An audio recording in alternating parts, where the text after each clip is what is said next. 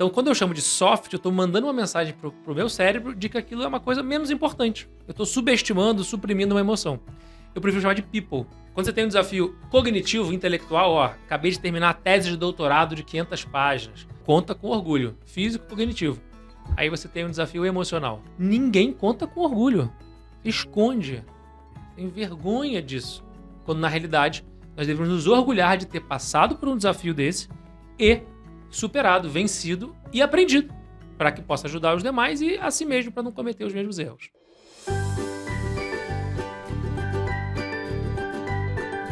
E é isso aí, gente. Mais um episódio do Eu... Você e a gente. Aí, dessa vez, nessa terceira temporada, cheia de... Aliás, segunda temporada já tô... Você já tá lá no futuro, Léo. Volta pra cá. Putz, não, é que eu tô assim nessa coisa de o que é futuro, o que é passado, o que é presente, porque o nosso convidado até fala um pouco disso, né? De como suas coisas têm que estar no futuro, no passado, no presente. Você vai ver quem que a gente convidou. Eu tenho certeza que, de repente, você já ouviu falar dele, mas vamos deixar ele se apresentar, né? Melhor. Vamos deixar, porque é um temão. Eu sou meio suspeita, né? Por trabalhar com emoções, mas vale muito a pena você ficar aqui com a gente. Fica com a gente que a gente vai ter o nosso querido Vabo. Vabo, bem-vindo ao Toda a Família Tem. Fique à vontade, tem sua aguinha com o canal aí, com a xícara do canal, legal. E aí, Vabo, quem é você e quem é você faz 2 meses? Oi, Léo, oi, Bela. Prazer enorme estar aqui com vocês, falar sobre esse tema que é minha paixão. Gosto muito quando a gente vai trazer esse tema da educação, o tema da educação emocional. Então, muito prazer, meu nome é Vabo. O nome mesmo é Luiz Vabo Júnior, mas quem me chama de Luiz não me conhece. Então, o sobrenome já virou o nome, então podem chamar de Vabo mesmo. E eu sou engenheiro de formação, professor por vocação e empreendedor por missão. E, recentemente, sou pai da Letícia, que vai completar daqui a 2 dias 2 meses de vida. E pai da Ária também, que é a nossa filha peluda, que nos preparou para a chegada da Letícia. Então, realmente, agora, super desafio que eu estou vivendo. E nesses 2 meses eu posso dizer que super entendo quem não quer ter filhos, né? Consegui perceber isso nesses 2 meses, respeito. Mas quem quer ter filho, o que eu percebi é que ser pai é a segunda experiência mais extraordinária da vida. Só perde para uma. É isso que eu ia te perguntar. Peraí, como assim? Fala aí. Qual? Ser mãe. Bom, esse foi um episódio muito legal, muito curto. Ficamos que a gente... até já, a gente encontra depois no próximo. Não, mas olha só, já vem com umas reflexões assim, incríveis, né? Porque é isso, né, gente? A gente falou, não, vamos falar desse tema, mas a gente acabou que nem disse qual que é o tema. A gente chamou o Vabo por vários motivos. Primeiro porque nós curtimos o conteúdo teu, achamos que estamos aqui na frente de câmeras, queremos falar cada vez melhor com vocês, que esse seja um papo legal, que você tenha uns âncoras que saibam falar bem. Sim. Mas além disso, nossa, eu acho que a gente tem um convidado assim desafiador, porque é uma pessoa que fala de people skills, tipo assim, que habilidades interpessoais são importantes para a vida. É uma pessoa que vai nos falar assim de fazer, não somente de, né, fazer as coisas, né, métodos para fazer as coisas mesmo. E aí aparece um bebê e a gente tá muito curioso para ver se é isso mesmo, se dá para assim, qual que tem sido o encontro desses 2 Vabos, Vabo pai, Vabo profissional. Tava brincando com vocês de que eu me considero um pai estagiário.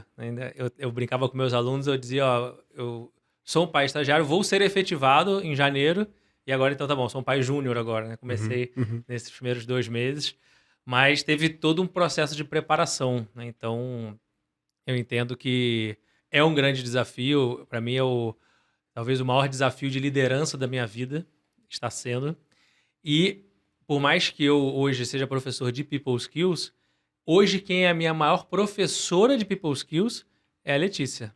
Minha bebezinha de 2 meses. E tão pequena, hein? Você imagina daqui a pouco. Já deu pra perceber. Mas como vem essa troca, assim? Como você sente? Em que momento você está aprendendo?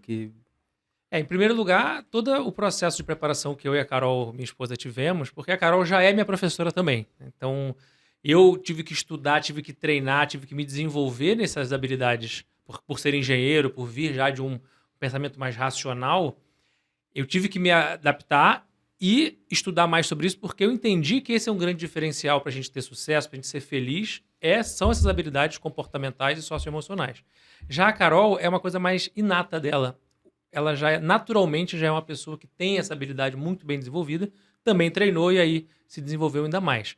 Então isso já acontecia no nosso dia a dia. No caso, com a chegada da Letícia, o que a gente percebe é que esse meu lado racional falou que, olha, 2 meses, já li 4 livros de educação não violenta, de como é que funciona o cérebro da criança, uma série de literaturas que eu já estou um pouco mais acostumado com a educação de jovens e adultos, em especial ligados à administração, empreendedorismo, liderança, mas que a gente entende que é importante que possa também, de alguma forma, nos preparar para essa chegada.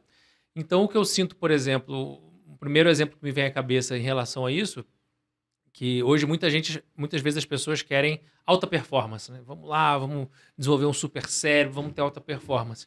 Mas o que a Letícia precisa de mim não é alta performance, ela precisa de alta presença. Então, é impressionante, parece que está combinado para mim. Eu não acredito muito em coincidências, mas é só eu fazer a menção de que eu vou pegar o celular para ver alguma coisa, vem um chorinho. Então, por quê? Porque ela já nessa tenra idade, super novinha, já existe uma necessidade de presença, de atenção, de cuidado. Então, sem dúvida, é um grande ponto. O outro lado, que por isso que eu comentei essa questão do ser mãe, na minha visão, é uma experiência ainda mais extraordinária. Infelizmente, pelo menos nessa vida, eu não vou poder ter essa experiência, né? Quem sabe numa próxima, mas nessa não vai dar.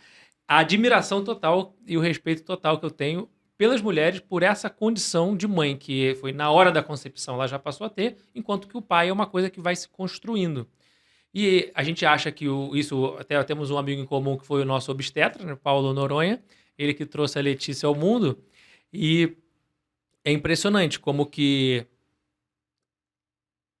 o desafio que é esse processo... A gente acha que o parto é uma grande dificuldade, né? E tivemos todo o apoio, super de acordo com aquilo que a gente acredita lá no Espaço Mãe. E o parto é nada, assim, perto da amamentação, né? Então, a Carol, na primeira mamada que a Letícia fez, ela mamou sangue com leite e ficou mamando sangue com leite já há um tempo. Então, a resiliência que a Carol teve que ter, esse desafio dela parar a vida dela, uma mulher super ativa, executiva de multinacional, ela está em função do bebê. Então, tem uma série de people skills que ela precisou desenvolver e meu papel ali é muito mais o apoio nesse processo. Meu papel de pai é apoiar minha esposa e, consequentemente, minha filha nesse processo para ela poder ter disciplina, resiliência, para ela poder ter toda a gestão emocional dela, porque tem todas as questões dos hormônios que atuam, né? Então, os primeiros 15 dias é baby blues, bico rachado, a responsabilidade de cuidar de um serzinho que depende de você. Então, tudo isso mexe bastante, e você soma isso tudo, mas no final vem um sorriso, não na primeira semana, né, que é um espasmo muscular, mas agora já tá tendo. Aquilo foi um sorriso. E agora já tá tendo um sorriso. E isso, esse vínculo, essa conexão é algo que realmente é extraordinário, e eu tô agora no começo dessa jornada e espero poder usufruir cada vez mais. Ô, Vabo, eu queria assim, fazer um parênteses, porque eu tô vendo você falar de people skills e muita gente nunca escutou esse termo, né? A gente escuta com mais frequência soft skills. Sim. Então eu queria que você falasse um pouquinho pra gente sobre a diferença, sobre quais são essas habilidades, essas competências. Perfeito. Para, né, pro nossos ouvintes entenderem. Maravilha. Soft skills é como o mercado conhece, a maioria das pessoas conhece, e people skills é como eu prefiro chamar. Eu e o nosso grupo de professores que a gente atua nessa área. Na prática são sinônimos, é exatamente a mesma coisa. Tá? Só que tem uma pequena diferença, por isso que a gente prefere chamar de people skills. Porque quando você analisa, tem o hard skills e soft skills. Hard skills, a tradução, habilidades hard, difíceis, duras, rígidas, são as habilidades técnicas.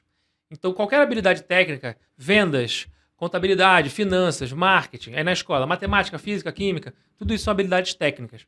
E essas habilidades, a base delas é a razão. Então, a base da hard, que é dura, que é difícil, é a razão. A base das soft skills são que a tradução em português é comportamentais e socioemocionais, a base é a emoção. Então, exemplo de habilidades soft skills ou people skills.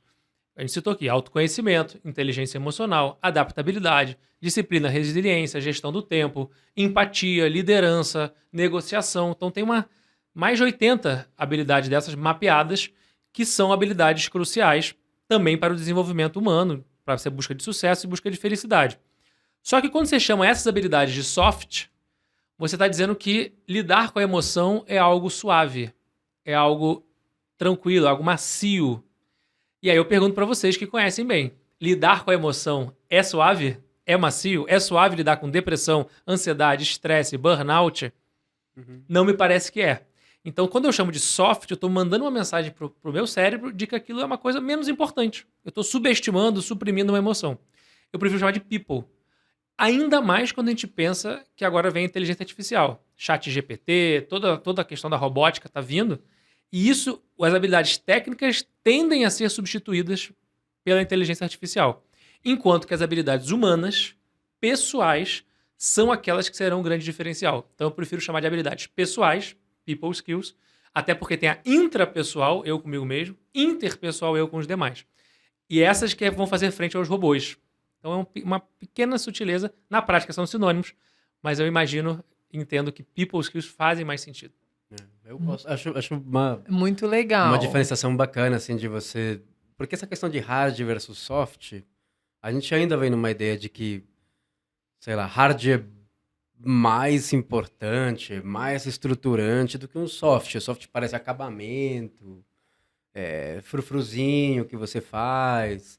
E realmente, assim, não é bem a nossa visão, assim, a gente sabe realmente E a gente sabe também do mundo corporativo, do mundo familiar, como são realmente nessas questões soft que a grande maioria dos processos acabam sendo truncados. As pessoas são contratadas por um tipo de habilidade, mas são demitidas porque não têm essa resiliência, sabe? As separações ocorrem um pouco por essa falta de comunicação, de flexibilidade. E são desafiadoras, sim, mas eu falo que para nós, adultos, né? Porque isso é de uma naturalidade. Você lidar com as suas emoções e por mais dificuldade que você tenha, você gerir elas ali, você passar por elas, atravessá-las com a fluidez que elas pedem pra gente, para as crianças é de uma naturalidade quando ela tem esse adulto preparado aqui fora. E aí entra muito isso de, cara, como que eu trabalho esse preventivo para me ser essa estrutura para o meu filho? Para que ele não ache desafiadora demais, como nós adultos achamos, que a gente não teve esse ensinamento ali na primeira infância, né? Os nossos pais não aproveitaram essa janela de oportunidade para ensinar isso pra gente. O quanto faz diferença, né, Vabo? Impressionante, impressionante.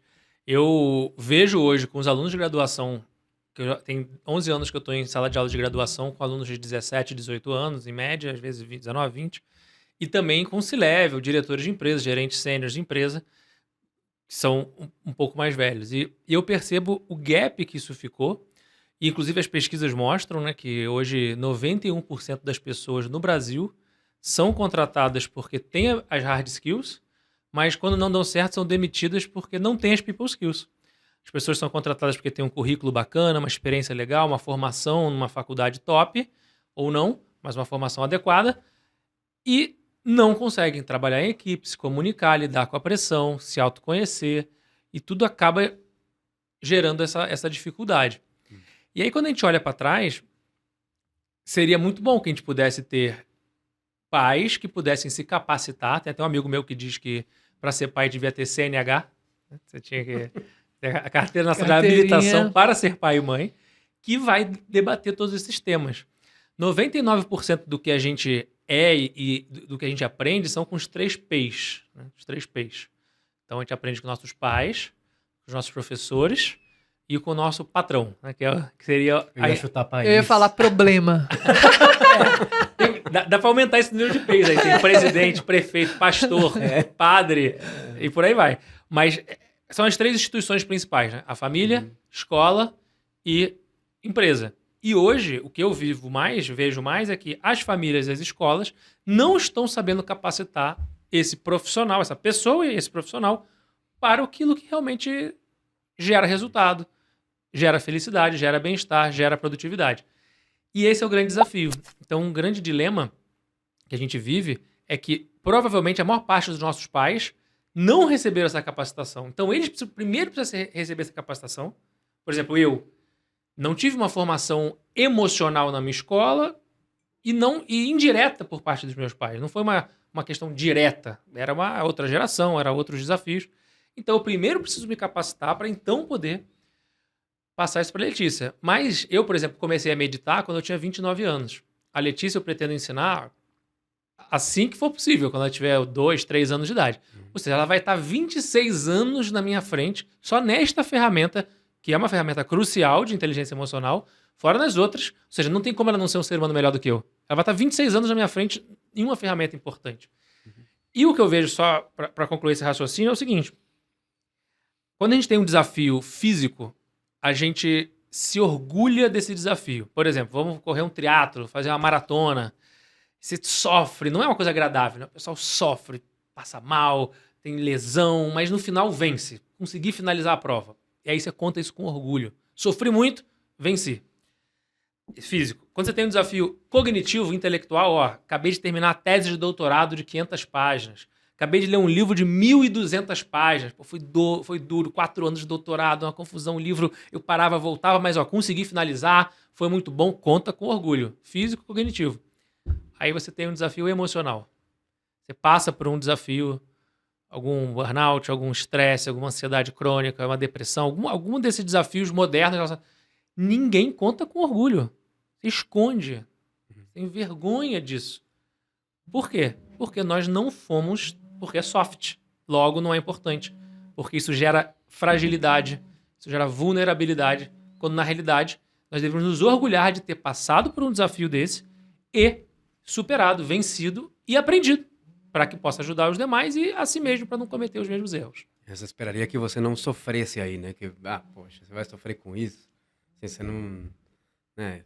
E ainda mais nessa condição de homem, né, Vabo? Porque tem essa questão. Eu estava te ouvindo assim e me vinham umas ideias, assim. Tipo, você define a paternidade como a segunda grande aventura humana e a maternidade como a primeira, né? Digo, assim, eu acho muito interessante porque o que a gente às vezes discute aqui e a gente tem visto bastante no mundo masculino é essa questão assim de se apoderar e de assim, se apoderar não, mas se colocar na equação do cuidado de sim, eu sou um suporte, especialmente nessa idade de 2 meses, tal. Você tem umas funções mais de suporte em algumas coisas, mas o mundo do cuidado está ali para você, aberto para os homens. Assim, é uma questão totalmente aberta e que pode, de fato, vir a ser a tal da maratona, né? A maratona emocional do cuidado de uma criança, de fazer com que essa criança se sinta segura do seu lado, você seja inspirador. Mas tem uma questão que eu fico pensando ali que eu queria te ouvir nesse sentido. Ao a gente falar de habilidades, ao a gente falar de, por exemplo, não sei, que a Letícia está alguns anos, bons anos na tua frente com uma ferramenta, como você vê, de repente, uma profissionalização do cuidado da paternidade, da maternidade? Você sente que valeria a pena, de repente, a gente olhar para a paternidade e maternidade como coisas que podem ser treinadas? Você chegou a falar numa CNH, por exemplo, que é uma ideia interessante de um amigo teu. Mas aquela coisinha que a gente falou, que até você falou que talvez é o que a mãe, aquele instinto, vamos chamar, que muitas mães acabam ficando incomodadas com essa questão de instinto, ou colocar elas numa carga ali de que ela tem que saber, né? Mas é treinável 100%? Tipo, como você vê lá, se você tem alguma coisa assim nesse sentido? Será que é treinável? É capacitável? Aprendível? Ou tem uma parada assim meio também de estar próximo e sacar assim intuitivamente? Eu tenho uma crença muito forte como professor, tem algumas crenças. Uma das crenças que eu tenho como professor é que eu não sou capaz de ensinar nada a ninguém. Meu papel em sala de aula não é ensinar. Meu papel em sala de aula é permitir que exista um ambiente para que os alunos aprendam. Então, o modelo educacional brasileiro, em geral, ainda está no século XIX. Modelo industrial, que é protagonismo do professor, eu estou aqui para iluminar você, então eu vou ensinar. Senta aí. Pois é. Não é o que eu acredito. Eu acredito que a sala de aula é uma simulação da vida real, em que meu papel ali não é ensinar, meu papel é triangular conhecimentos, provocar reflexões, fazer curadoria de conteúdo. trazer melhores práticas para que os alunos decidam aprender. Então, o protagonismo sai do professor e vai para o aluno. Isso faz com que uma outra crença, que tudo na vida é possível ser aprendido. Eu não ensino nada, mas a pessoa que decide aprender qualquer coisa na vida é possível. Isso, inclusive, é uma das teses da pesquisa da professora Carol Dweck de Stanford, que ela traz o conceito da mentalidade de crescimento. Então, se você acredita nisso que eu falei, significa que você tem mentalidade de crescimento. E se você não acredita nisso, é porque você acredita que você vai delegar para alguém a sua capacidade de aprender, evoluir, ter sucesso, ser feliz. Normalmente a gente delega para os 3 P's, né? Ah, meu pai não me ensinou, minha mãe não me ensinou, meus professores não trouxeram esse ponto, o chefe na empresa, Deus, o governo, o acaso, a natureza. Então você está delegando para outros. Eu não acredito nisso, eu acredito no protagonismo do indivíduo. Então, sim, com certeza, existem elementos que são talentos, são propensões naturais que nós nascemos com isso. Exemplo clássico, uns nasceram com a maior propensão para oratória, falar, se comunicar, e outros para escutatória, ouvir, estar presente, empatia. Então, dá para desenvolver os dois. Dá para você ser melhor do mundo em tudo que você quiser? Provavelmente não. Mas dá para você subir alguns degraus. Então, dei a volta, mas a conclusão é, com certeza, dá para aprender, dá para ter mecanismos de você reunir melhores práticas, ter grupos de troca, fazer, não aquele modelo tradicional, o professor fala, você assiste passivamente, mas criar um ambiente de aprendizagem em que pais e mães possam receber melhores práticas, trocar entre si, fazer exercícios, simular, por exemplo, tem muito pai e mãe que ainda acredita que um tapinha não dói, então a violência verbal e física na criança traz benefícios. E isso a própria neurociência já mostrou que não. Que você não tem recursos e ferramentas e aí você atribui de que tudo bem. Então, não, você tem como ser treinado desde que você queira. Primeiro passo fundamental é você querer e acreditar que pode melhorar, que pode aprender. A como, por exemplo, fazer uma educação emocional na criança, em que você vai estimulá-la, por exemplo, a reconhecer os seus próprios sentimentos. Mas isso volta naquele ponto de que tudo que eu estudo sobre liderança, gestão de pessoas, a gente já fizemos N turmas de imersões sobre esse tema. Quanto mais eu estudo sobre isso, mais eu percebo que para eu poder liderar bem um time, e o pai e a mãe são líderes do time, família, eu preciso me autoliderar primeiro. Então, como que eu vou orientar a minha filha a entender que sentimento que ela está tendo é tristeza, é frustração, é medo, é raiva, é nojo, que emoção é essa que ela tem, que sentimento é essa que ela tem? Se eu mesmo não identifico isso em mim. Então esse é um grande desafio. O líder, o professor, o pai, todos desse mesmo contexto é a mesma coisa, precisa também olhar para si primeiro. E quando você faz isso, nem sempre é fácil, porque você vai encontrar coisas ali que talvez não seja tão agradável, e vocês psicólogos sabem bem sobre isso. E esse é o desafio. Eu, como sou engenheiro, eu peço ajuda a vocês. Aí, segue o projeto. Mas eu acho assim, eu concordo com você, mas eu acho que mesmo a gente treinando, né, vai chegar ali na prática, porque, na verdade, o conhecimento, ele é de fora. E aí, só quando você experiencia aquilo ali. Então, é só na prática mesmo. E aí você vai ter tentativas e erros, mas que, de fato, quando você se prepara, você fica muito mais eficaz, muito mais assertivo e tem a probabilidade muito mais de conseguir fomentar ali aquele ambiente saudável emocionalmente para o crescimento daquela criança. Mas, assim, é só na experiência. Porque antes de eu ter meu filho, como é que eu vou tirar uma CNH, por exemplo?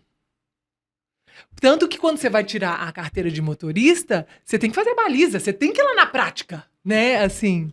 Então, assim, eu me preparo, mas mesmo assim, e eu digo isso para quê? Pra gente abaixar um pouco a nossa expectativa, porque a maternidade e a paternidade cara, todo dia é um dia. Mas eu acho que isso também pode ser uma boa people skill, né, Vavo? Tipo, não dá para se preparar para tudo.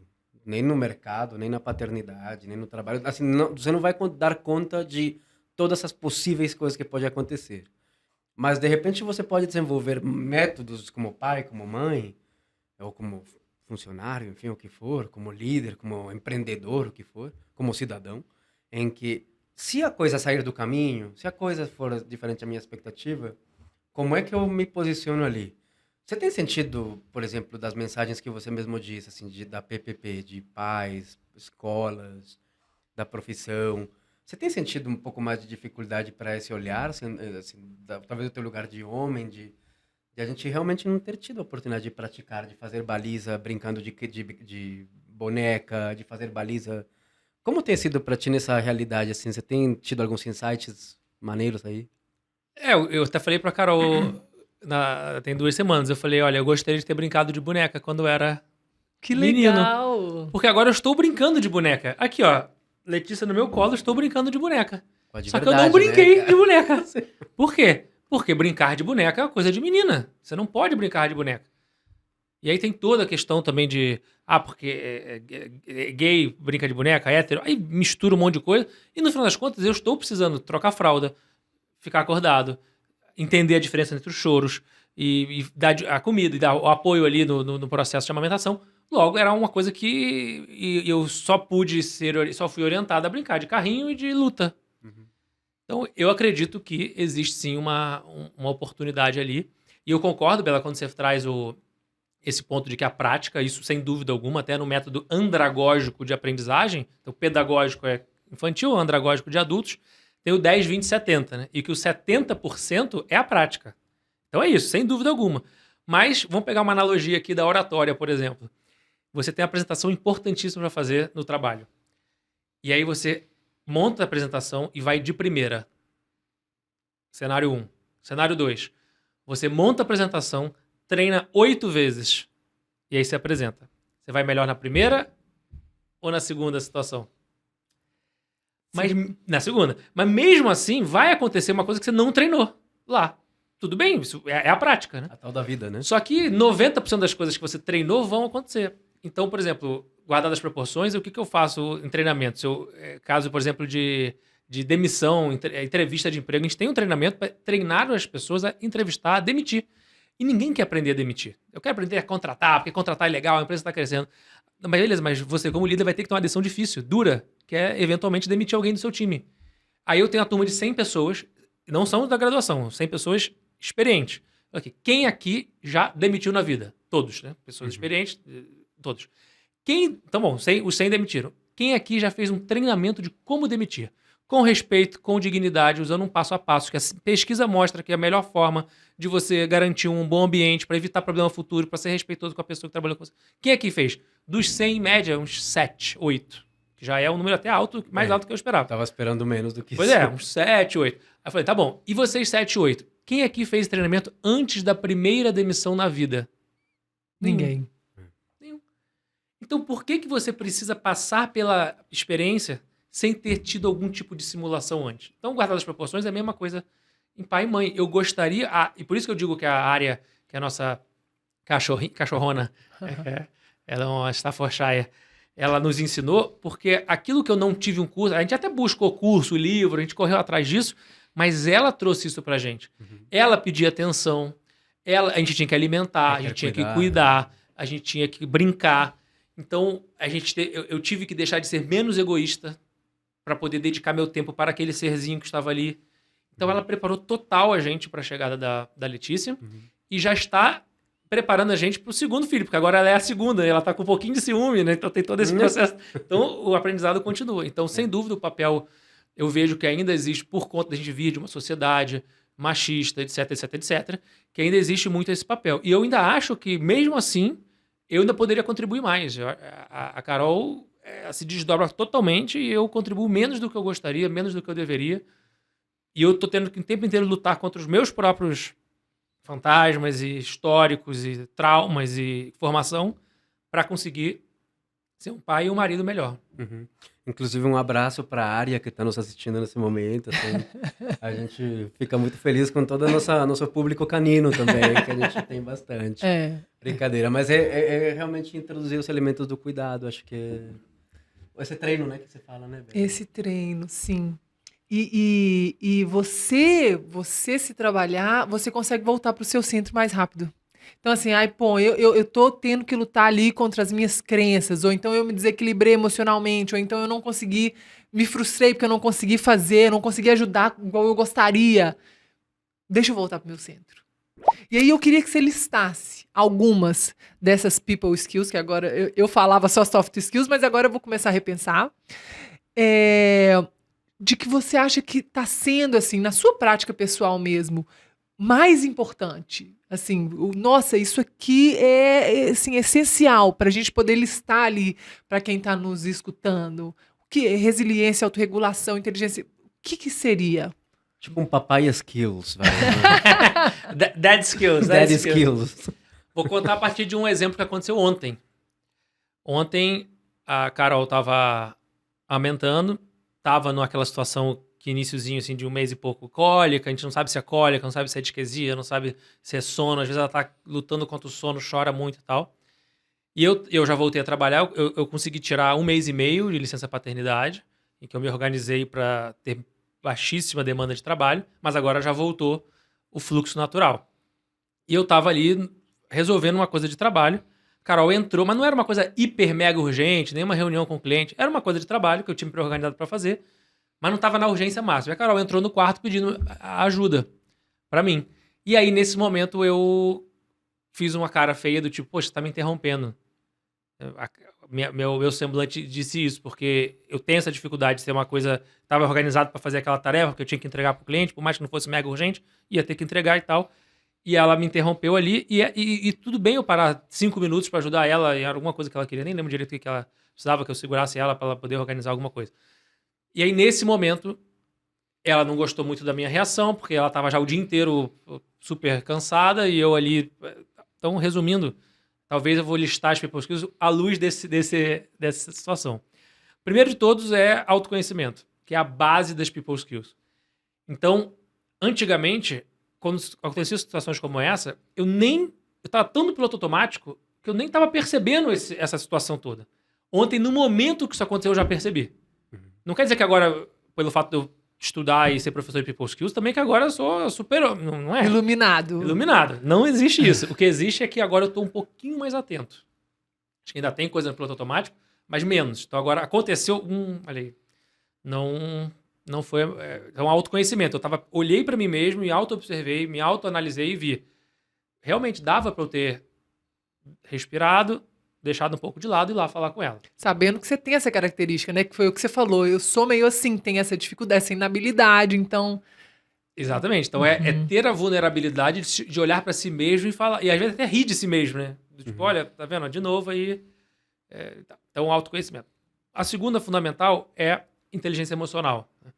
Que a gente também prefere chamar de gestão emocional. Porque inteligência requer cognição e emoção é na hora. Ela abriu a porta, eu já gerou uma emoção em mim. Então não tem como... Eu gerenciei. Não é inteligível, né? Não é inteligível. Agora eu estou gerenciando ali. Então, essa questão de saber. O autoconhecimento é descobrir quem é você. Quais são suas crenças, seus valores, seus princípios, seus pontos fortes, seus talentos, seus pontos fracos. Quem são as pessoas que você admira? O que é o seu propósito de vida, seu lugar de potência? Da onde você veio? Da onde você veio? Que momentos da sua vida... Então, são perguntas que eu estou fazendo aqui que você pode responder, escrever mesmo e refletir sobre isso. Que normalmente as pessoas não fazem. Porque é mais fácil debater aqui o futebol, a política, não sei o que, parará, do que parar para olhar para si mesmo e responder essas perguntas. Que fatores da sua vida mostram quem você é? Quais foram as bifurcações? Normalmente não são bifurcações do tipo, fui para Disney e comi um churrasco, né? Não é isso. É pauleira, perrengue que você viveu e que depois você ressignifica e aquilo vira um aprendizado. Ou você não ressignifica e fica com rancor, com mágoa até Aquela hoje. ferida, né? Ferida. Então esse é autoconhecimento. Inteligência emocional é como você funciona. Se um é quem sou eu, outro é como eu funciono. Como é que isso, o nosso cérebro funciona nesse momento? Beleza, ó, veio aqui uma situação. Foi nessa situação em que ela veio, uma coisa não planejada, isso me atrapalha. Ela é mais flexível, eu sou menos flexível, eu sou mais organizado, ela é mais criativa. Então a gente vai entendendo como é que isso funciona. Adaptabilidade é outra crucial também. Cenário novo. Tem uma cachorrinha nova, tem um bebê, tem agora uma rede de apoio que nos ajuda lá, que é a nossa enfermeira, babá, tem a sogra, a mãe, beleza, então adaptabilidade, um novo cenário, como é que eu vou desaprender coisas que eu fazia de um jeito para aprender coisas novas? Essas são as 3 que eu considero base. E aí, após isso, no caso de ontem em especial, comunicação. Né? Porque depois eu fui lá me comunicar com a Carol. Olha, Carol, realmente, tal, nesse caso, desculpa, eu não deveria ter agido dessa forma. Então, antigamente demoraria uma semana ou nem teria essa conversa. Vamos tocando a bola, e no final vira uma bola de neve, e o relacionamento, cuja base deveria ser o diálogo, a coisa não acontece. Então, meio que a gente se acertou. Eu pedi desculpas também, que depois ela também foi um pouquinho grossa, né, comigo. Aproveitava. Mas ela também pediu desculpas, mas o gatilho todo foi a minha inabilidade de lidar com tudo isso. E no final vira bola de neve, mas essa também é uma coisa que com ela funciona muito bem, que é essa capacidade que ela tem de botar a bola no chão, respirar fundo, não ficar deixando pro dia seguinte, no mesmo dia a gente já conversou, ou no máximo, eventualmente você dorme, mas no dia seguinte não passa, conversa. Então, comunicação, falar e ouvir. Né? Assim como ninguém quer fazer um curso de demissão, todo mundo quer fazer curso de oratória, mas ninguém quer fazer curso de escutatória. Todo mundo quer aprender a falar, ninguém quer aprender a ouvir. Então, também, a gente montou um curso de escutatória, para ensinar a ouvir. Muito bom. Então, eu citaria essas, mas tem outras também que são fundamentais. Resiliência, como você falou, disciplina, empatia, e talvez além do autoconhecimento ser a base, tem uma outra que talvez seja a mãe das virtudes humanas. O autoconhecimento é a base das habilidades, que é a humildade, né? Humildade. Eu não sou capaz, como professor, de ensinar algo a alguém que acha que já sabe tudo. E se eu nunca erro, porque não fui eu que errei, foi a Carol que entrou lá na hora e tal, eu não erro, então eu não tenho humildade, então não tem base para relacionamento. Eu preciso ter a humildade de entender que meu papel também como líder, nesse caso, como pai e marido, é servir. Né? Então, como que eu consigo servir melhor, assim como eu sirvo meus alunos na sala de aula, como eu sirvo melhor em casa? Na teoria é bonito, depois vocês perguntam pra Carol. Que legal, hein? Se isso realmente acontece. A gente vai fazer um pós desse episódio daqui a 15 anos. Vamos chamar a Letícia aqui e a Área. Não, mas é uma coisa muito divertida, porque eu acho que, não sei se te acontece, porque com a gente eu acho que acontece um pouco mais. Quando você começa a trabalhar com soft skills, com people skills, com habilidades interpessoais, socioafetivas, a galera entra, eu sinto, tá? Eu sinto que entra, tipo, por dois túneis diferentes. Ou uma coisa de, isso aí é beleza, assim, autoconhecimento. A galera tenha um autoconhecimento. Abraçar a árvore. Tenha um autoconhecimento. Assim, como se isso fosse, assim, um passeio no parque, assim. E outra galera entra assim como, não, espera aí, essa parada aí, isso, assim, sabe? O hard falando muito alto, assim, dessa voz masculina, inclusive, de... Isso aí é coisa de mulher, esse negócio de humildade, assim, já temos ouvido bastante depoimentos recentemente, assim, sobre isso, sobre eu faço o que eu... E é isso, o problema foi que você entrou naquela hora. E aí eu queria que você, de repente, comentasse um pouquinho nisso aí. Não é fácil, não é simples, é dolorido, é chato, é difícil você olhar para você mesmo e aprender a conhecer seus mecanismos. E, ao mesmo tempo, sim, né, você fica um líder melhor, chamamos de líder, mas estamos chamando de uma pessoa responsável por outra, né, melhor, sei lá. Nesses 2 meses, seja, ou de repente na tua vida, ao longo das tuas incursões no cuidado, você já percebeu um pouco essa questão de, caraca, assim, não é tão fácil quanto o povo pensa, definitivamente, mas também, se você conseguir, não é que você vai virar uma alface frágil. Qual que é o grande ganho das pessoas trabalharem o seu autoconhecimento, suas habilidades, e qual que é o ganho para esses filhos de pessoas, pais, tentando isso, ler, conversar, papear? O que você acha? Eu acredito que uma coisa que me ajuda muito nessa resposta é um exemplo que me caiu a ficha quando eu tava... Deixa eu pegar aqui. Se quiser começar de novo, Não, pegar. Uma coisa que me ajuda nessa resposta foi uma ficha que me caiu com a pandemia. Se você perguntasse para qualquer pessoa no planeta, para qualquer líder de empresa no planeta, para qualquer governante do planeta, quando começou a pandemia, o que é a pandemia? Depois, quanto tempo vai durar a pandemia? Vai ter vacina? Não vai ter vacina? Essa vacina vai resolver? Como vai ser o mundo pós-pandemia? Me fala uma pessoa no planeta, governante maior poderoso, que tinha essas respostas. Então, é uma ilusão a gente achar que a gente está no controle. O controle é uma ilusão. Não temos essa resposta. O que nós temos é a capacidade de ler o ambiente, se juntar com pessoas de preferência complementares a nós e formar esse time de alta performance, que pode ser marido e mulher, pai, mãe, pai, enfim, a família ali é um time de alta performance, a empresa, o que seja. Então, essa capacidade que nós temos de descer do pedestal e dizer o seguinte, olha, eu não sei, mas juntos iremos nos dedicar para um proteger o outro, um cuidar do outro, um cobrir as costas do outro, para quando um errar, não ter problema de sinalizar, pega o nosso ego e bota no bolso, demite o nosso ego e fala, gente, olha, como que eu posso ser um pai melhor? Como que eu posso ser um marido melhor? Como é que a gente pode ter um diálogo suficiente para poder ter uma relação de feedback para que você me diga o que eu tô indo bem, o que eu posso melhorar e vice-versa, sem agenda oculta, sem um querer puxar o tapete do outro, nesse olho no olho. Só que isso é muito difícil, porque nós temos 50 mil escudos, 50 mil traumas, 50 mil expectativas do que meu pai e minha mãe deveriam ter feito comigo e o pai de minha mãe, do meu pai e da minha mãe não fizeram com eles. Então esse também passa por um processo de perdoar os nossos pais, que nos trouxeram até aqui da melhor versão deles, que talvez não seja a versão que você vai escolher para levar adiante. Eu digo isso para meus alunos do ponto de vista de liderança, mas toda vez que eu falo o exemplo de liderança, vem pai e mãe. Eu falo para os alunos, olha, você teve um chefe legal? Todo mundo tem a história de um chefe que não foi legal, que é uma pessoa que atrapalhou, e tem a história talvez de um mentor, uma mentora, uma chefe que foi legal. E aí as pessoas, não, mas eu quero ser o chefe que eu gostaria de ter tido. É o que normalmente as pessoas falam. Pô, eu tive um chefe ruim, então agora eu sei aquelas pessoas que passam pela nossa vida para a gente não ser como elas, né? Aquele exemplo oposto. Eu falo, não seja para os seus liderados o líder ou o chefe que você gostaria de ter tido. Seja o líder que o seu time precisa que você seja. Então eu não quero ser, para a Letícia, o pai que eu gostaria de ter tido. Até porque eu tive um pai que foi ótimo no contexto da geração, da época que estava. Mas eu certamente seria um novo pai. Um pai para o que a Letícia demanda. Não é sobre ti, né? É sobre ela. É sobre o liderado, é sobre o filho, é sobre o aluno, é sobre a outra pessoa. Então, consequentemente, o que eu vejo é que existe uma dificuldade, em especial, acredito, maior do público masculino. Não gosto muito de generalizar, assim, homem, mulher e tal, porque tem muito do indivíduo. Mas, de forma geral, a gente percebe que esse lado de você ter empatia, de você descer do pedestal, de você ter vulnerabilidade, de você falar sobre emoções. Então, homem não chora, não tem isso? Homem não chora. Não, mas o homem chora, o homem tem emoções iguais. Então, vamos falar sobre isso. Vamos nomear esse sentimento. Que sentimento esse você está tendo?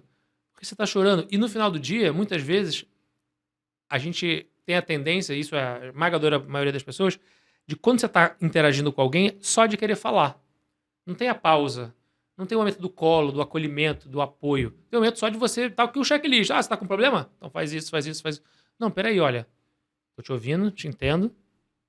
Tô aqui presente. E quem faz isso muito bem, Carol, minha esposa, é nato dela. Eu conseguir fazer isso, é um treinamento, é um sofrimento. Eu tenho que me prender, eu tenho que me segurar, eu tenho que me esforçar para depois, sei lá, daqui uns 10, 15 anos que eu vou treinar tanto, vai ser uma coisa mais natural. Ela não, ela já nasceu com isso. Então ela me ensina todos os dias a como desenvolver essa habilidade da escutatória, o que é muito difícil para quando você já é dono das respostas universais do planeta, você tem todo o checklist pronto. E talvez para ela o cuidado acaba sendo o que para Letícia é a yoga, né? Você começou yoga aos 29 anos, a Letícia vai começar já.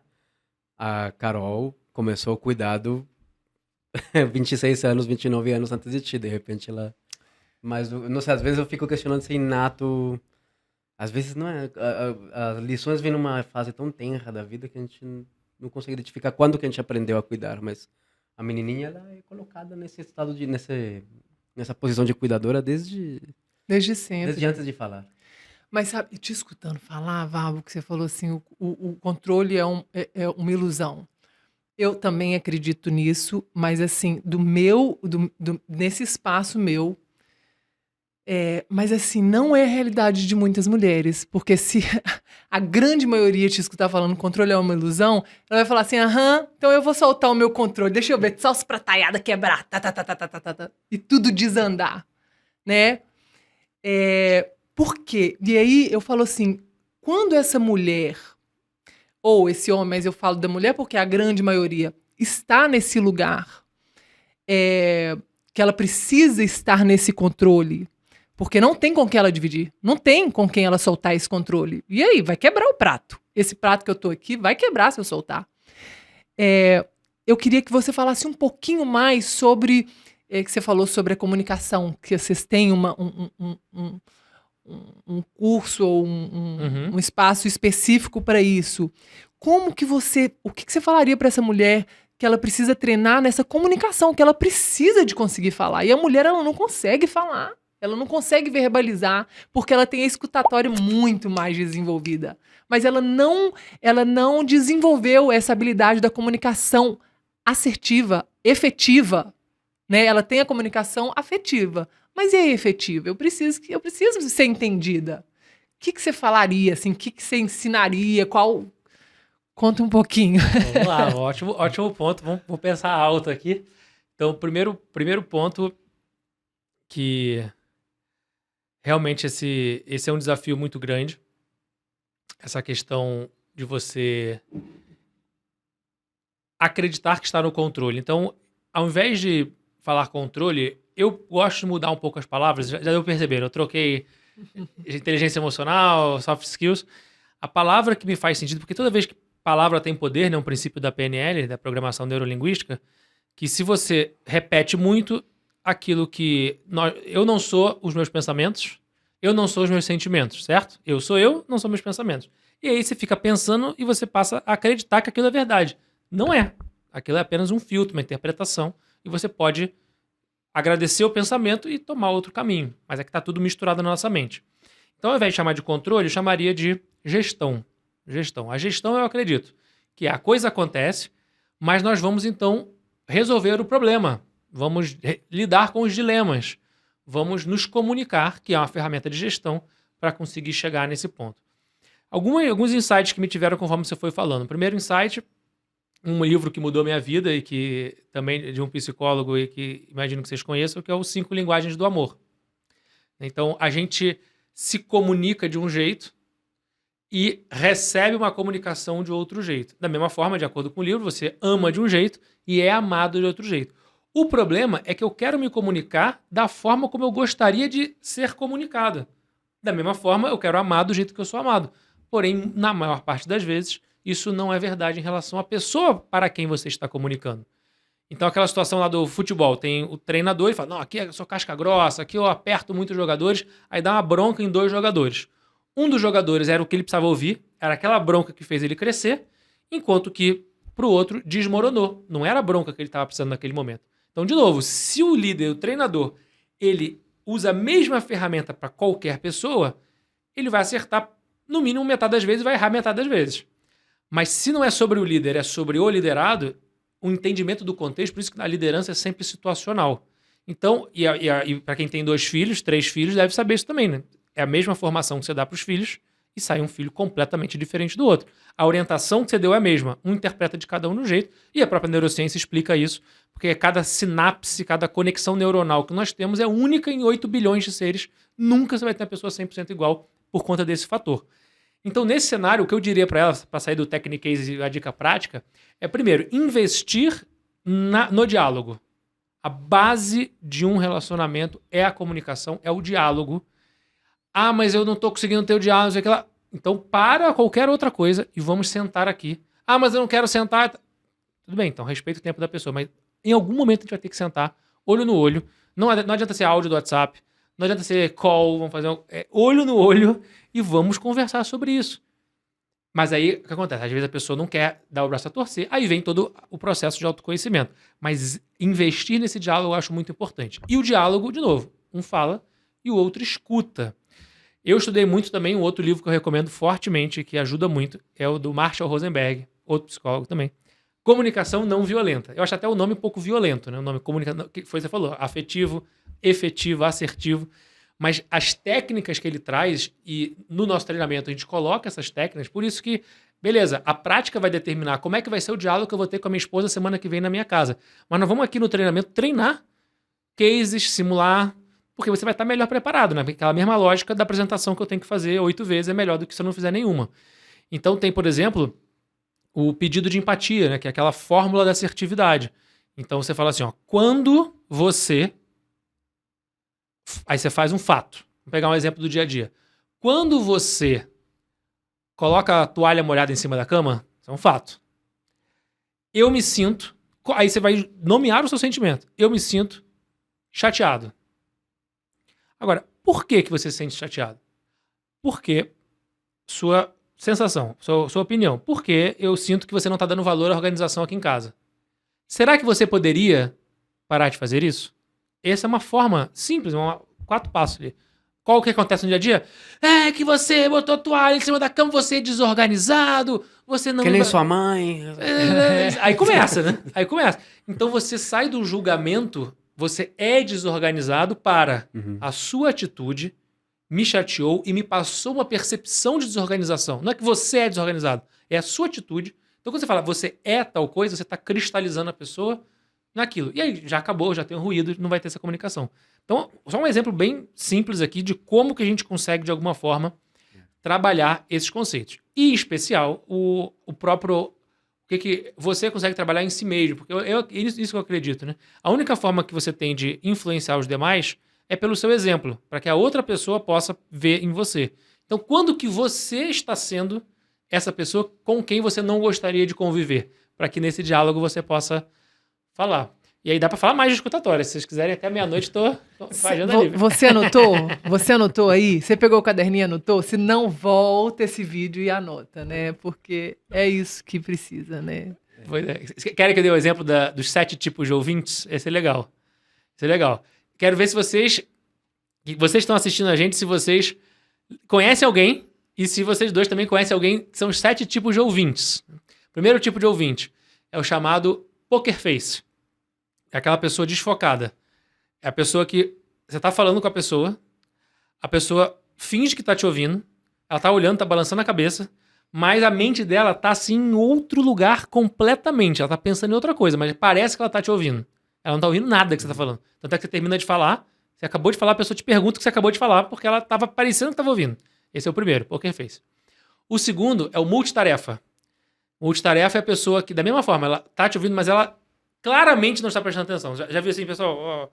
Pode falar, Bela, fala aí. Não, eu tô te ouvindo, só tô falando aqui rapidinho aqui o negócio, mas vai falando aí que eu tô vendo sim o que você tá falando. Então, claramente ela não tá prestando atenção.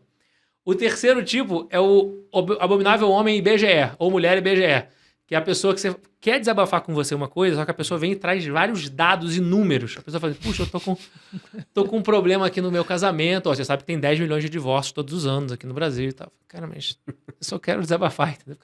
Mas então você tá com problema de divorcio? Então vem com um negócio simples, assim.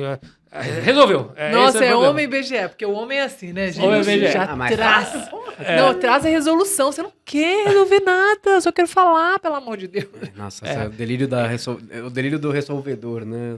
Esse é o IBGE. Aí tem o quarto tipo, que é o do contra. Que a pessoa fala assim, olha, eu fui lá gravar um podcast muito legal na quinta-feira. Aí a pessoa te interrompe e fala assim, não era sexta que você tinha ido? Não faz diferença, entendeu? Se era quinta, se era sexta. Tá querendo validar a perfeição da mensagem, mas eu tava querendo falar uma coisa mais macro aqui, mas você tá preso ali no detalhe. Esse é o do contra, o questionador. Aí tem o quinto, que é o não espera nem molhar o bico. É aquela pessoa que é ansiosa, né? Tinha uma pessoa que trabalhava comigo que ia falar com ele, oi, tudo bem? Vim fazer essa reunião aqui com você. Opa, peraí. Já sei o que você vai falar. Você montou aqui o plano estratégico da empresa que vai fazer tal coisa? Não era isso não que eu tinha falado. Mas a pessoa ela já antecipa. E aí você espera você respirar.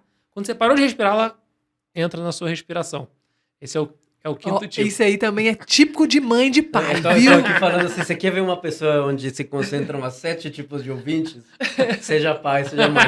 Porque assim, você tá com seu filho assim, gente... Não, e doido pra ele falar rápido, pra você, entendeu? E aconteceu tal coisa. Não, isso não sei o que. Pai, você quer tal coisa? Aí o sexto tipo é o meu preferido. É o meu pior é melhor. A pessoa que compete com você pelo sofrimento. Então, a Olimpíada do Trauma, né? Ou pela glória também. Você fala assim, viajei pra Paris e fui na Torre Eiffel. Mas deixa eu te contar quando eu fui na Torre Eiffel. O meu chefe brigou comigo. Mas você não sabe como foi comigo. Então, esse é o sexto. E o sétimo é o sabe tudo, né? A pessoa, puxa, eu tô com um problema em casa, não estamos tendo diálogo, o nosso filho tá com problema e tal. Pera aí um pouquinho então, Passo 1, faz isso. Passo 2, faz isso. Passo 3, faz isso. Passo 4, passo 5. Tem um checklist perfeito de todos os seus problemas, a pessoa sabe o que fazer. Você queria só desabafar, você não queria o passo a passo. Gima, que legal isso aí. Me peguei em Mas eu todos. me vi em Me vários peguei em todos, momentos em todos me também. peguei. Também Mas me vi. peguei, caramba, assim, eu tenho 3 filhos de idades muito diferentes. E essa questão, assim, de... Às vezes, se eu sou IBGE com um, depois eu não sei o que com o outro. É muito engraçado você ter um filho de 23 assim, cara, não faz isso. Aí vai pro meio, amor, não sei o quê. Amor, lindo, não sei o quê. Você vai assim, tipo, numa escada de intensidades. Mas, enfim, porra, e realmente daria pra ficar até meia-noite, né? Daria. Não, mas você vai voltar, hein, Vabo? Vambora. Por favor. Já vamos catar ele aí, né? É. Porque é isso, gente, eu acho que... Já vou ticar um tanto de coisa que eu quero. Vocês vão ter que voltar esse vídeo umas 8 vezes, né? Assim, treine esse vídeo, né? A gente falou, veja esse vídeo uma vez? Não. Veja 8 vezes pra você, né, absorver tanta coisa que você gentilmente trouxe pra gente, Vabo. A gente te agradece demais o teu tempo, a tua disponibilidade, a tua atitude. Esperamos que você tenha curtido tanto quanto a gente. E nesse eu, você e a gente. Agora é contigo. Eu sei, a gente. E a gente vai deixar o seu arroba, que é arroba, conta pra gente.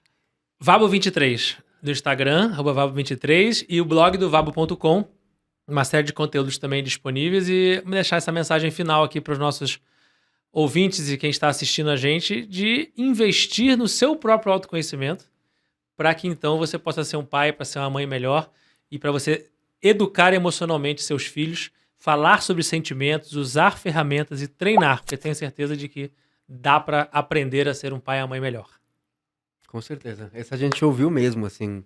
Beleza. Tá bom. Valeu, Querido. Vabo. Obrigado. Valeu, Vini. Tchau, tchau, minha Mais uma vez. gente. Obrigado. Beijo.